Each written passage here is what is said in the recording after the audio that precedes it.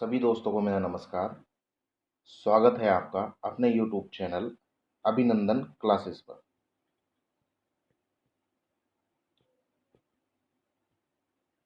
अभिनंदन क्लासेस पर आपका हार्दिक स्वागत है। आरबीएससी बुक्स का बैच चल रहा है अपना आरबीएससी, जिसमें हम पढ़ रहे हैं हमारा राजस्थान कक्षा 6 की पुस्तक और भाग फर्स्ट। क्योंकि आपको पता होगा कि 6, 7, 8, 6 में भाग फर्स्ट है, 7th क्लास में भाग सेकंड है और 8th क्लास में भाग थर्ड है। तो इस जो बुक है कक्षा 6 की, इसके हमारे 2 चैप्टर्स रिमेनिंग बच रहे हैं। उन 2 चैप्टर्स को, एक चैप्टर आज कवर करेंगे और एक चैप्टर हम नेक्स्ट लेक्चर में कवर करेंगे। तो समय ना गवाते हुए अपना लेक्चर स्टार्ट करते हैं।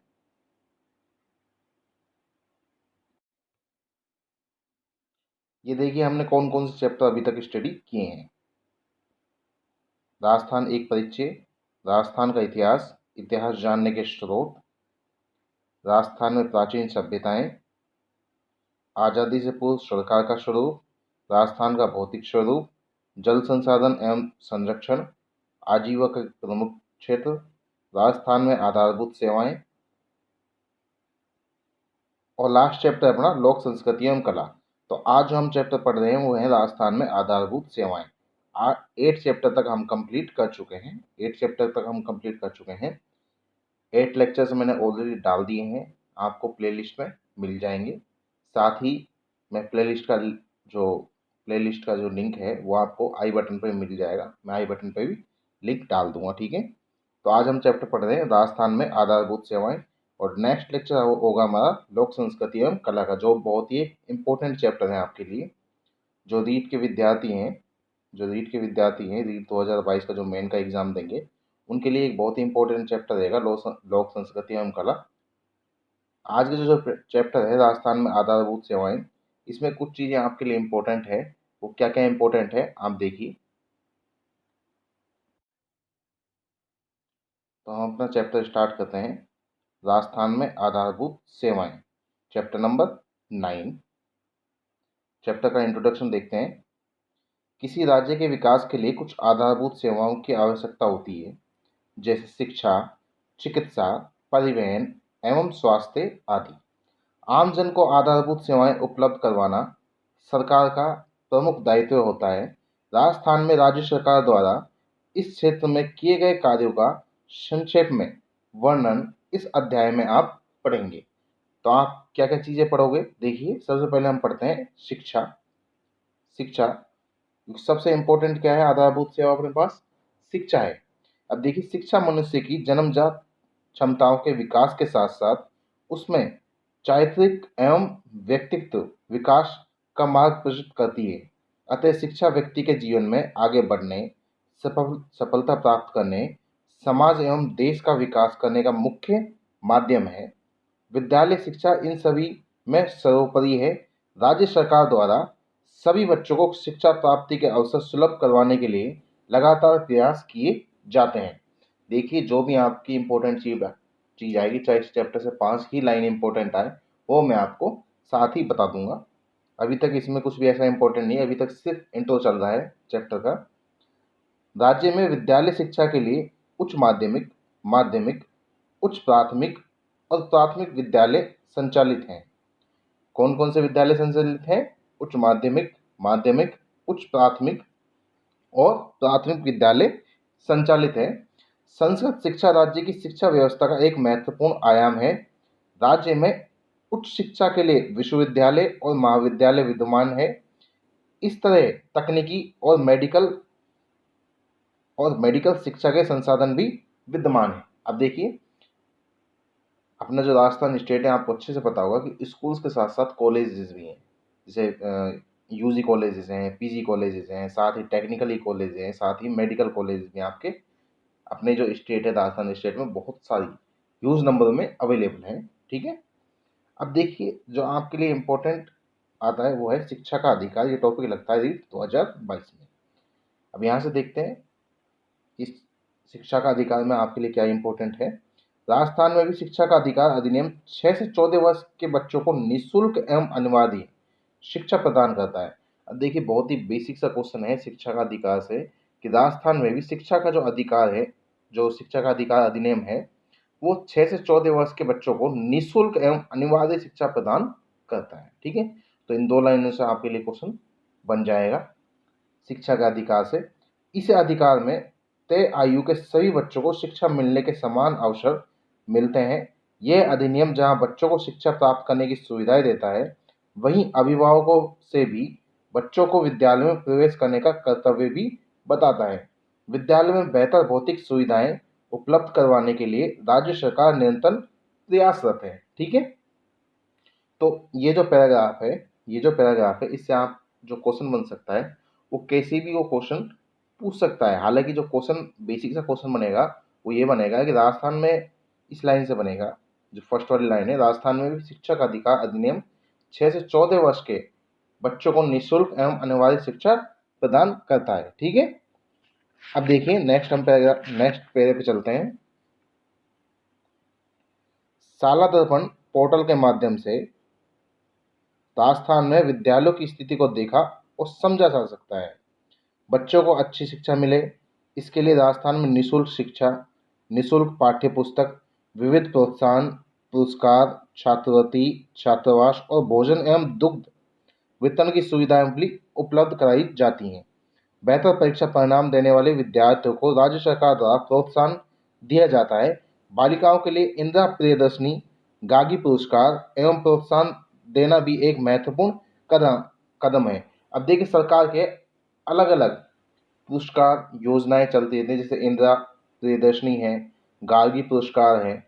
ये क्या है, ये योजनाएं किसके लिए है? ये बच्चों के लिए योजना है, जो गर्ल्स हैं, जो बालिकाएं हैं, उनके लिए योजना है। ठीक है, ये इन योजनाओं की शुरुआत क्यों की गई? क्योंकि उनका मनोबल बढ़ सके और जो जिनका इकोनॉमिक बैकग्राउंड सही नहीं है उनको कुछ हेल्प मिल जाए। तो ऐसे जो बच्चे हैं, और भी बहुत सारी चीज़ें हैं जो इन सारे बच्चों के लिए स्टार्ट की जा चुकी है, जैसे कि निःशुल्क शिक्षा, निःशुल्क पाठ्य पुस्तक। आप जब गवर्नमेंट स्कूल जाए आपको पता होगा कि वहाँ निःशुल्क शिक्षा मिलती है, साथ ही निःशुल्क पाठ्य पुस्तक भी आपको उपलब्ध कराई जाती है। विविध प्रोत्साहन पुरस्कार, छात्रवृत्ति और छात्रावास की सुविधाएं भी वहाँ उपलब्ध करवाई जाती है। अब नेक्स्ट टॉपिक पढ़ते हैं हम, साक्षरता। साक्षरता साक्षरता की बात की जाए तो वर्ष 2011 की जनगणना के आधार पर राजस्थान की कुल साक्षरता प्रतिशत 66.11 रही है। इस क्वेश्चन को नोट कर लीजिए, 66.11% राजस्थान की साक्षरता रही है। पहला क्वेश्चन आपका ये रहा साक्षरता से, जिसमें पुरुष साक्षरता 79.19% रही है। अब पुरुषों की साक्षरता कितनी है? 79.19%। और महिला साक्षरता कितनी रही है?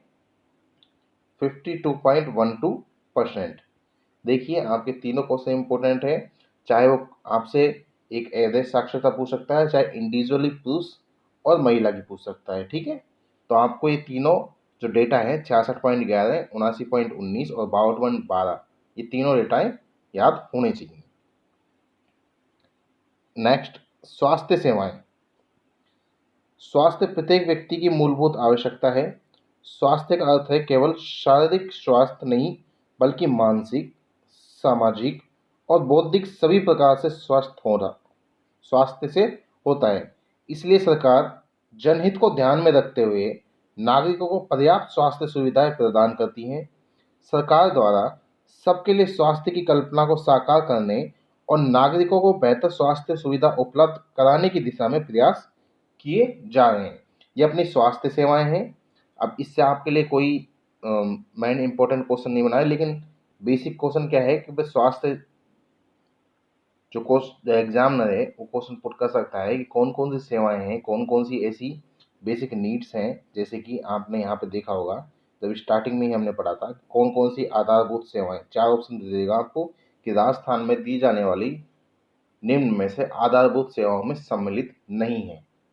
तो एक ऑप्शन कोई दूसरा दे देगा, साथ में 3 ऑप्शन आपको, एक जैसे शिक्षा का अधिकार दे दिया, साक्षरता दे दिया और स्वास्थ्य सेवाएं दे दी। अब आते हैं स्वास्थ्य सुविधा। स्वास्थ्य सुविधाएं। राजस्थान की जनता के स्वास्थ्य कल्याण के लिए 1000 की आबादी पर स्वास्थ्य उपकेंद्र, 30,000 की आबादी पर प्राथमिक स्वास्थ्य केंद्र। अब देखिए यहाँ पर एक एक लाइन आपके लिए इंपॉर्टेंट है स्वास्थ्य सुविधाओं से। 1000 की आबादी पर क्या है, एक स्वास्थ्य केंद्र होगा। 30,000 की आबादी पर प्राथमिक स्वास्थ्य केंद्र व 1 लाख की आबादी पर सामुदायिक स्वास्थ्य केंद्र खोले गए हैं। ठीक है, तो आपके लिए तीनों इंपॉर्टेंट है। 1000 की आबादी पर क्या है, स्वास्थ्य केंद्र, स्वास्थ्य उपकेंद्र उपलब्ध होगा। 30,000 की आबादी पर प्राथमिक स्वास्थ्य केंद्र उपलब्ध होगा और 1 लाख की आबादी पर सामुदायिक स्वास्थ्य केंद्र खोले गए हैं। नागरिकों को आपातकालीन स्थिति में स्वास्थ्य और उसकी सुरक्षा के लिए 108 निःशुल्क आपातकालीन सेवाएं उपलब्ध करवाई जाती हैं। 108, या आपने एम्बुलेंस के पीछे एक नंबर देखा होगा, ये एक आपातकालीन नंबर है। किसके लिए है, स्वास्थ्य मेडिकल सेवाएं उपलब्ध करवाने के लिए। ठीक है, राजस्थान सरकार की तरफ से आपातकालीन सेवाएं उपलब्ध कराने के लिए राजस्थान में जयपुर, जोधपुर, अजमेर, बीकानेर, कोटा और उदयपुर में स्थित आयुर्विज्ञान महाविद्यालयों में विशेष चिकित्सा की सुविधाएं उपलब्ध हैं। जल्द ही राजस्थान में कुल 33 जिलों में से 30 जिलों में सरकारी मेडिकल कॉलेज हो जाएंगे। अब देखिए ये बहुत ही एक अच्छा कदम है कि 33 जिलों में से अपने 30 जिलों में 33 जिलों में से अपने 30 जिलों में सरकारी मेडिकल कॉलेज उपलब्ध हो जाएंगे, जिससे हमारी स्वास्थ्य सेवाएं हैं वो और अच्छे से मजबूत हो पाएंगी। और हमें कहने का मतलब ये है कि जितने ज़्यादा डॉक्टर्स होंगे उतने अच्छे से हमको सुविधाएं उपलब्ध होंगी, जितने ज़्यादा हॉस्पिटल्स खुलेंगी। ठीक है, अब इस जो ये पैरा है इसमें आपके लिए क्या क्या इम्पोर्टेंट है, देखिए आपके लिए ये लाइन्स इम्पोर्टेंट है, नोट कर लीजिए। 30,000 आबादी पर प्राथमिक सेवा केंद्र, 1 लाख पर सामुदायिक सेवा केंद्र खोले गए हैं। और आपको सबसे इम्पोर्टेंट क्या है, स्वास्थ्य और सुरक्षा के लिए 108 निःशुल्क आपातकालीन सेवाएं उपलब्ध कराई जाती है। ठीक है, नेक्स्ट आपके लिए इम्पोर्टेंट है जो राजस्थान में जयपुर, जोधपुर, अजमेर, बीकानेर, कोटा, उदयपुर में स्थित आयुर्विज्ञान विद्यालय में विशेष। अब देखिए क्वेश्चन कर सकता है कि आयुर्वेद विज्ञान महाविद्यालय निम्न में से राजस्थान के किस जिले में नहीं है। 3 जिले आपको, जैसे जयपुर, जोधपुर, अजमेर दे दिया और नेक्स्ट दे दिया आपको अलवर। अब अलवर जिले में तो है नहीं, तो अलवर आपको टिक लगा देना है।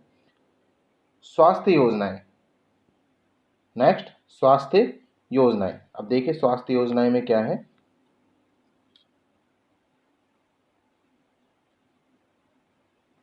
राजस्थान में नागरिकों की स्वास्थ्य की कुशलता के लिए सरकार कई प्रकार की योजनाएं संचालित करती है, जिसमें आयुष्मान भारत, महात्मा गांधी राजस्थान स्वास्थ्य बीमा योजना। अब योजनाओं को ध्यान से देखना, कौन कौन सी योजनाएं चलती हैं स्वास्थ्य की कुशलता के लिए। सबसे पहले कौन सी होगी, आयुष्मान भारत महात्मा गांधी राजस्थान स्वास्थ्य बीमा योजना, मुख्यमंत्री सहायता और जीवन रक्षा कोष, मुख्यमंत्री राष्ट्रीय योजना, मुख्यमंत्री निःशुल्क दवा योजना। राजस्थान में जननी शिक्षो जननी राजस्थान में जननी शिशु सुरक्षा योजना आदि कुछ प्रमुख उदाहरण हैं।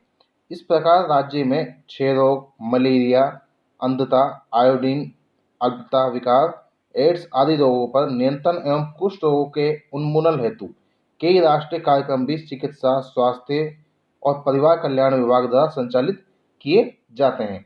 अब कौन कौन सी इंपॉर्टेंट स्वास्थ्य योजनाएं होगी, आप देखिए स्वास्थ्य योजनाएं कौन कौन सी प्रमुख होगी।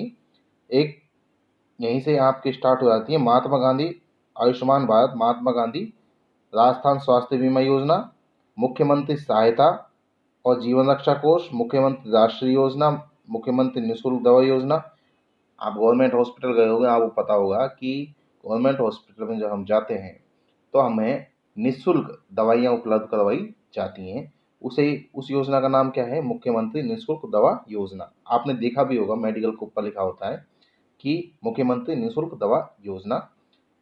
और राजस्थान जननी शिशु सुरक्षा योजना, ये सभी क्या है, प्रमुख उदाहरण है स्वास्थ्य योजना के लिए। इंपॉर्टेंट चीज़ें हैं आपके लिए, इनको आप नोट डाउन कर लीजिएगा।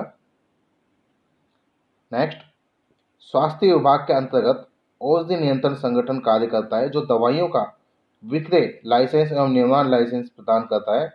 इसके साथ ही ये प्रतिबंधित दवाइयों को सूची भी जारी करता है। अब देखिए स्वास्थ्य विभाग के अंतर्गत कौन सा संगठन कार्य करता है, औषधि नियंत्रण संगठन कार्य करता है।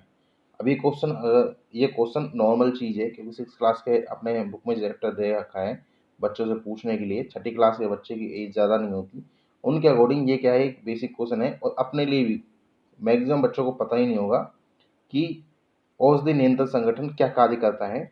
और देखिए जो नेक्स्ट है, ये प्रतिबंधित दवाइयों को सूची भी जारी करता है। सबसे इंपॉर्टेंट चीज़ क्या है, क्वेश्चन में पुट कर सकता है कि प्रतिबंधित दवाइयों की सूची कौन जारी करता है, स्वास्थ्य विभाग, औषधि नियंत्रण संगठन, ऐसे ऑप्शंस आपको बना सकता है।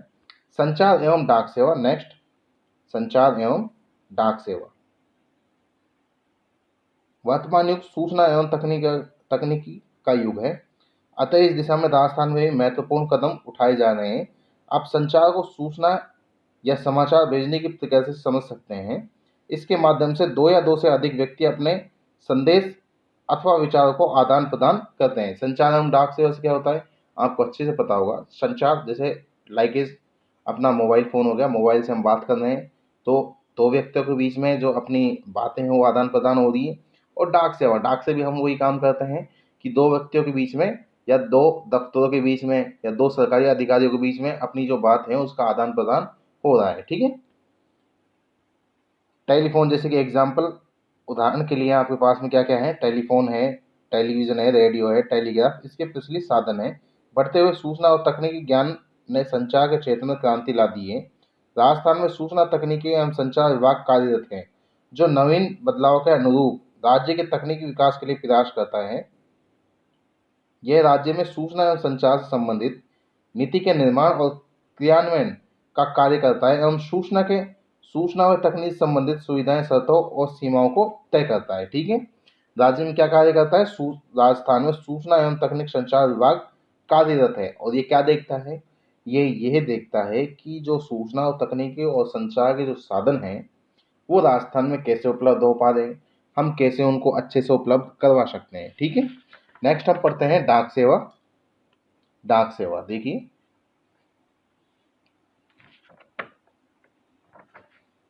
डाक सेवा संचार एवं डाक सेवा के माध्यम से नागरिकों को संदेश और सामग्री को आदान प्रदान की सुविधाएं उपलब्ध करवाई जाती हैं। संदेशों, सूचना और विविध सामग्री को भौतिक एवं वस्तुगत रूप में आदान प्रदान करने अथवा एक दूसरे तक पहुंचाने में डाक व्यवस्था का महत्वपूर्ण योगदान है। डाक एवं संचार विभाग भारत सरकार का एक महत्वपूर्ण विभाग कार्यरत है। राजस्थान में भी डाक और इससे संबंधित सुविधाएं पर्याप्त रूप में उपलब्ध हैं।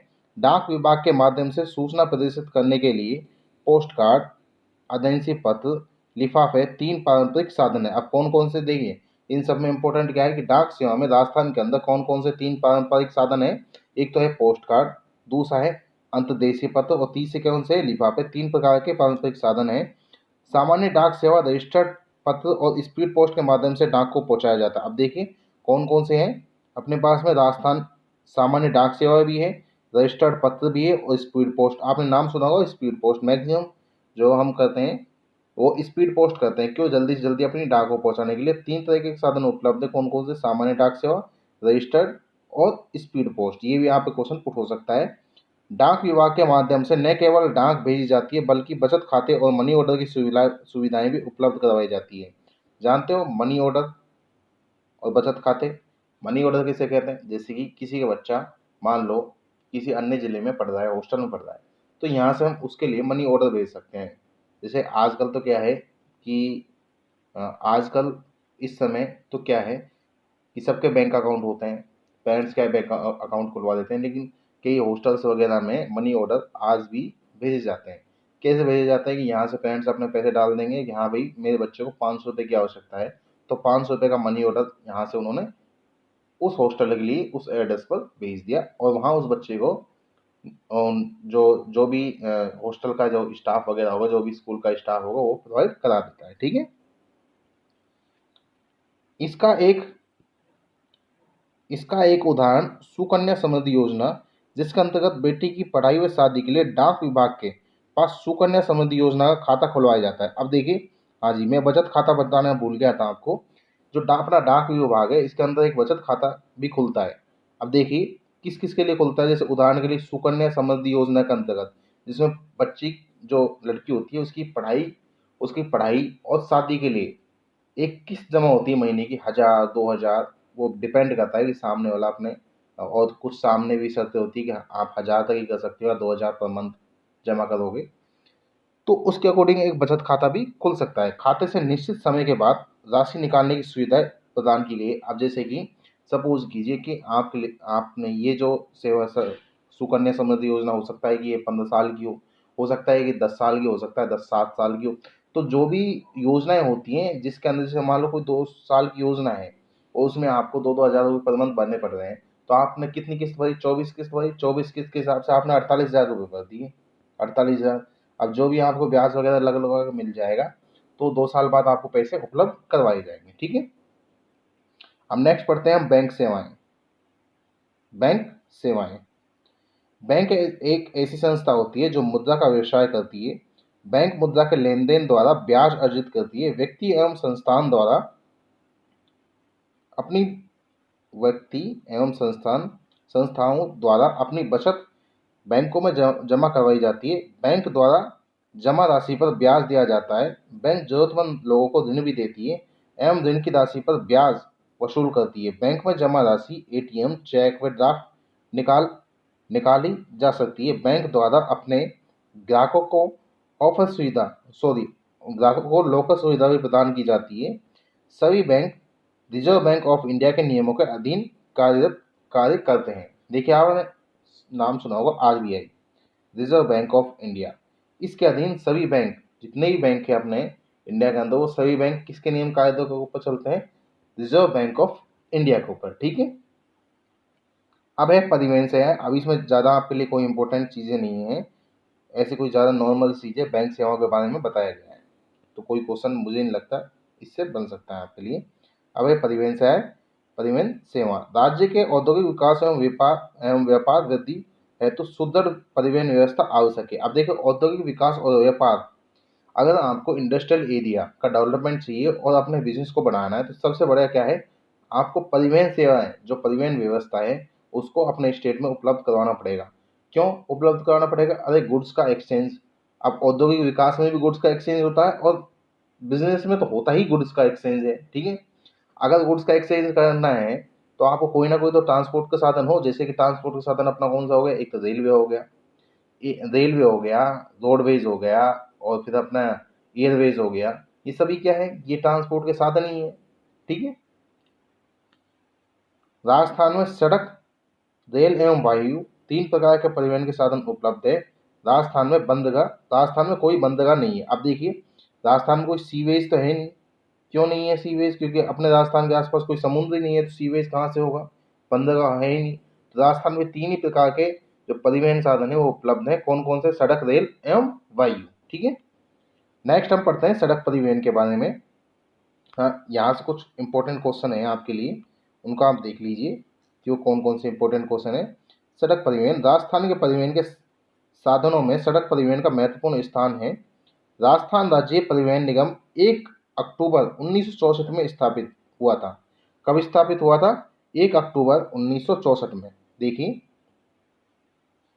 1 अक्टूबर 1964 में इस नियम की स्थापना की गई। राजस्थान में सड़कों की सर्वाधिक लंबाई जोधपुर एवं न्यूनतम कहाँ है? धौलपुर में है। NH-15 राज्य का सबसे लंबा राष्ट्रीय राजमार्ग है। जो NH-15 है, नेशनल हाईवे नंबर 15, ये क्वेश्चन कई बार पूछा भी जा चुका है कि राजस्थान का सबसे बड़ा राष्ट्रीय राजमार्ग, नेशनल हाईवे कौन सा है? तो वो कौन सा है? NH-15 है। और नेक्स्ट देखिए, सबसे छोटा जो राष्ट्रीय राजमार्ग है वो कौन सा है?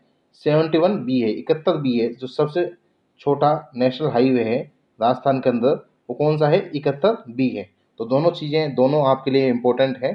साथ ही आपके लिए ये भी इम्पोर्टेंट है कि राजस्थान में सर्वाधिक लंबाई कहाँ स्थित है? जोधपुर में। और सबसे कम लंबाई कहाँ स्थित है? धौलपुर में। किस चीज़ की लंबाई? सड़कों की लंबाई। किसकी? सड़कों की लंबाई। ठीक है। नेक्स्ट देखिए, रेल परिवहन। रेल परिवहन रेल परिवहन माल परिवहन एवं यात्री परिवहन दोनों की दृष्टि से महत्वपूर्ण साधन है। राजस्थान में रेलवे के 2 जोन हैं। ध्यान रखना, रेलवे के परिवहन आपके टॉपिक लगता है। परिवहन रीट के बच्चों के लिए परिवहन है, जिसका जो एग्ज़ाम है RSMSS भी कंडक्ट करवा दिए रीट 2022 का एग्ज़ाम। आपके जनवरी या दिसंबर में होने वाला है, उसमें परिवहन टॉपिक आपके है, तो ध्यान रखना क्वेश्चन आपके परिवहन से पूछे जाएंगे। राजस्थान में रेलवे के 2 जोन, उत्तर पश्चिम रेलवे एवं पश्चिम मध्य रेलवे एवं वायुमंडल एवं 5 मंडल, जयपुर, जोधपुर, अजमेर, बीकानेर एवं कोटा है। अब दो तो क्या है जोन है। कौन कौन जोन है? एक तो उत्तर पश्चिम रेलवे हो गया और एक पश्चिम मध्य रेलवे हो गया, और 5 मंडल है। वो 5 मंडल कहाँ कहाँ स्थित है?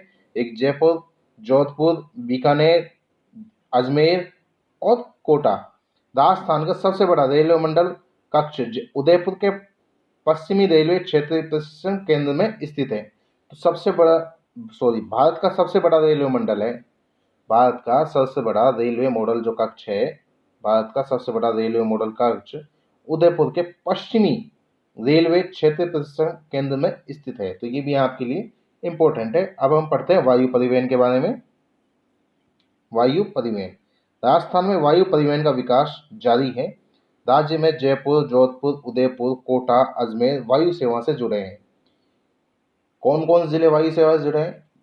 सीधी सिंपल सी भाषा में कहूँ तो किस किस जिले में हवाई अड्डा अभी तक उपस्थित है? तो कौन कौन से जिले हैं? जयपुर, जोधपुर, उदयपुर, कोटा और अजमेर। ठीक है। जैसे जयपुर का सांगानेर हवाई अड्डा आपने सुना होगा।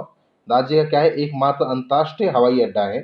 राज्य में बीकानेर, जैसलमेर, सूरतगढ़, बाड़मेर, फलौदी, रातनाडा हवाई अड्डा भारतीय वायु सेना के अधीन है। अब देखिए, राज्य में जो बीकानेर, जैसलमेर, सूरतगढ़, बाड़मेर, फलौदी और रातनाडा रातनाडा जो हवाई अड्डे हैं वो किसके सेवा के अधीन है? भारतीय वायु सेना के अधीन है। ठीक है।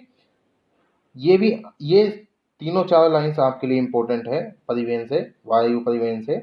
अब देखिए नीचे है, यह भी जाने राजस्थान में पहली रेलगाड़ी जयपुर रियासत में आगरा फोर्ट से बांदीकुई के बीच अप्रैल 1874 में चली। ये क्वेश्चन बहुत बार आपके एग्जाम से पूछा